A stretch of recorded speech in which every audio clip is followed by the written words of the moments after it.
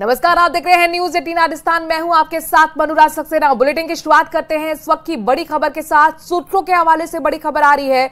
Gangster Lawrence का कुख्यात shooter गिरफ्तार हुआ है। बिहार के अररिया से शूटर कृष्ण कुमार को अरेस्ट किया गया है। बीकानेर में फिरौती से जुड़े मामले में वांटेड था। शूटर कृष्ण के खिलाफ राजस्थान में कई मामले पहले से दर्ज हैं और बीकानेर में फिरौती से जुड़े मामले में most wanted shooter Krishna Kumar को अरेस्ट किया गया है। बिहार के अररिया से उसकी गिरफ्तारी हुई। सूत्रों के हवाले से खबर मिल रही है, गैंगस्टर लॉरेंस का कुख्यात शूटर गिरफ्तार हुआ है। बिहार के अररिया से कृष्ण कुमार, जो कि बीकानेर में फिरौती से जुड़े मामले में मोस्ट वांटेड था।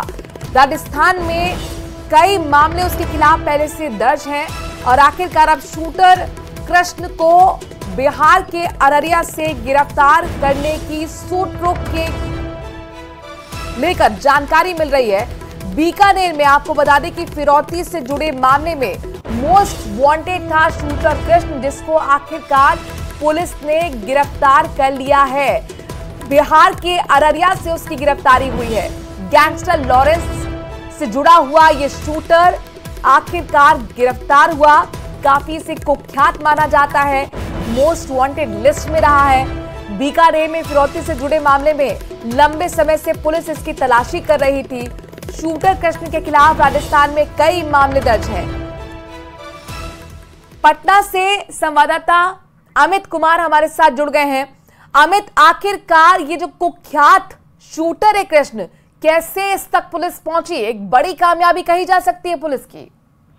देखिए, निश्चित तौर पे कृष्ण कुमार जो प्रकाश है, ये कई दिनों से विराटनगर में छुप करके रह रहा था और इस बात की जानकारी न तो अररिया पुलिस को थी और न ही जोगबनी पुलिस को।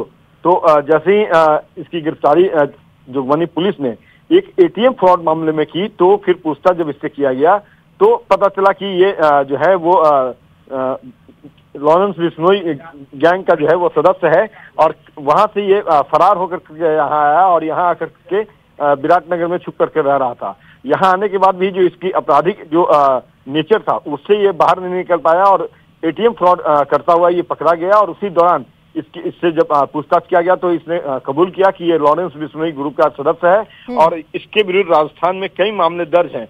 और 2023 में बीकानेर के जी ग्रुप के होटल में 1 करोड़ की फिरौती मामले में इसकी गिरफ्तारी हुई थी और उसके बाद से ये रिमांड पे था। रिमांड के दौरान ही जो है ये जो चिल्ड्रन होम होता है, वहां से ये भागा और भाग करके विराटनगर में छुप करके रह रहा था। अब इस मामले की जानकारी जब अररिया एसपी को हुई है तो अररिया एसपी ने पूरे मामले में तफ्तीश शुरू करवाया। क्या और डिटेल निकलकर सामने आई है? कब से वो अररिया में छिपा हुआ था? देखिए, ये जब वहां से भागा है, यानी कि 2023 से ही पिछले साल से ही ये यहाँ आकर के छिप करके रह रहा था और इस बात की जानकारी जो है ये खुद पुलिस को दिया है, इसने अररिया पुलिस को दिया है। अब अररिया एसपी जो है एक टीम का गठन किए हैं पूरे मामले की तफ्तीश करने के लिए और राजस्थान पुलिस से भी अररिया पुलिस संपर्क की है। राजस्थान पुलिस से जो है ये जानना चाहती है कि इसके ऊपर क्या क्या मामले हैं और इस बात की जानकारी भी अररिया पुलिस जो है वो राजस्थान पुलिस को देना चाहती है कि इसकी गिरफ्तारी हमने सुनिश्चित की है, तो अगर आप इसे ले जाएंगे यहाँ से तो आकर के ले जाइए, तो पूरा सहयोग। आगे होने वाली कार्रवाई पर नजर बनाए रखेगा अमित। फिलहाल के लिए बहुत बहुत शुक्रिया। ये बड़ी कामयाबी पुलिस की कही जा सकती है। शूटर, शार्प शूटर इसे कहा जाता है, कुख्यात शूटर इसे माना जाता है। लॉरेंस गैंग से जुड़ा हुआ ये बदमाश शूटर कृष्ण आखिरकार अब पुलिस के हाथ में चढ़ गया है। बात पॉलिटिकल खबरों की करते हैं। गृह मंत्री अमित शाह ने तेलंगाना की रैली में बड़ा दावा किया है। उन्होंने कहा कि पिछले 3 चरणों में बीजेपी 200 सीटें जीत चुकी है। अमित शाह ने तेलंगाना में 10 सीटें जीतने का दावा भी किया।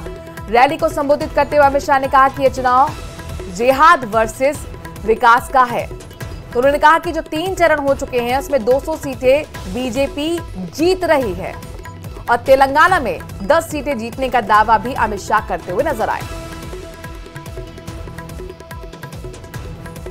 भाई और बहनों, मेरे मंच पर आते ही आपने मोदी मोदी मोदी के नारे लगाए।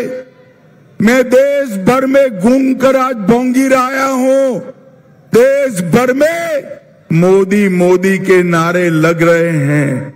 3 चरण के चुनाव में हम 200 के करीब पहुंच गए हैं। अब 400 पार करने के लिए तेलंगाना ने वोट डालना है।